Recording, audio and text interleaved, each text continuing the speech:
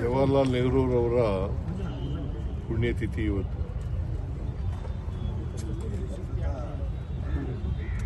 ಅವರು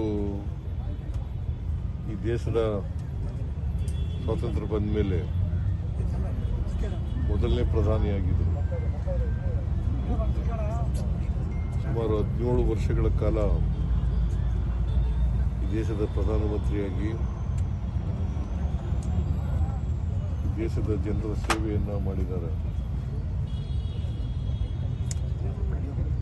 ಅವರು 1964ನೇ ಇಸ್ವಿನಲ್ಲಿ ಮೇ ತಿಂಗಳಲ್ಲಿ ನಿಧನರಾದರು.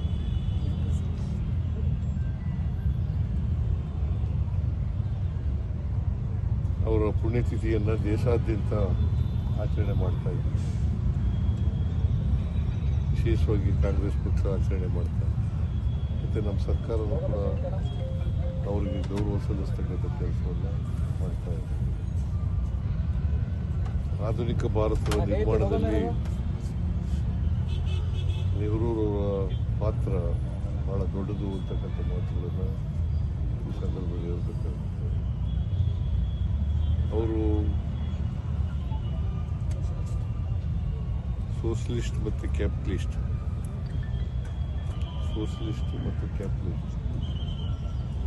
ಅದ್ರ ಮಧ್ಯೆ ಇರ್ತಕ್ಕಂಥ ಮಿಕ್ಸೆಡ್ ಎಕಾನಮಿಯನ್ನು ಮಾಡ್ತಾರೆ. ಅದಕ್ಕೆ ಹೆಚ್ಚು ಒತ್ತು ಕೊಡ್ತಕ್ಕಂಥ ಕೆಲಸ ಮಾಡಿದ್ದಾರೆ.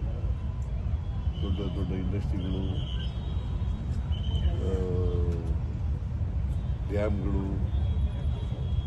ಈ ದೇಶದಲ್ಲಿ ಬರಬೇಕಾದ್ರೆ ಮತ್ತು ಶಿಕ್ಷಣದಲ್ಲಿ ಮತ್ತು ಕೋಆಪರೇಷನ್ನಲ್ಲಿ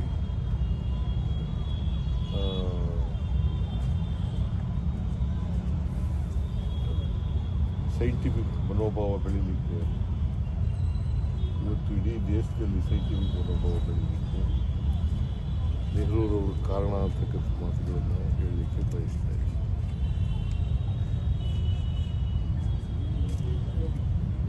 ನೆಹರೂರವರು ಪಂಚವಾರ್ಷಿಕ ಯೋಜನೆಗಳನ್ನು ಮಾಡಿ ದೇಶದ ಪ್ರಗತಿಯನ್ನು ವೈಜ್ಞಾನಿಕವಾಗಿ, ವೈಚಾರಿಕವಾಗಿ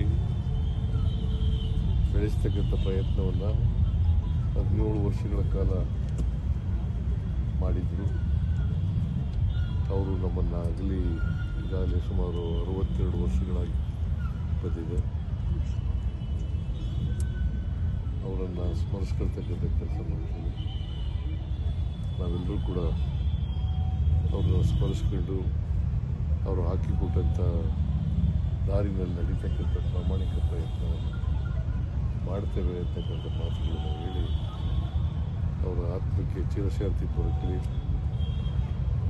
ಅವರು ಯಾವಾಗಲೂ ನಮಗೆ ಅವರ ಆದರ್ಶಗಳು ಏರ್ಪಂಕ್ತಿಯಾಗಿರಲಿ ಅಂತಕ್ಕಂಥ ಮಾತುಗಳು. ದೆಹಲಿಗೆ ಹೋಗಿದ್ರಿ ಸರ್?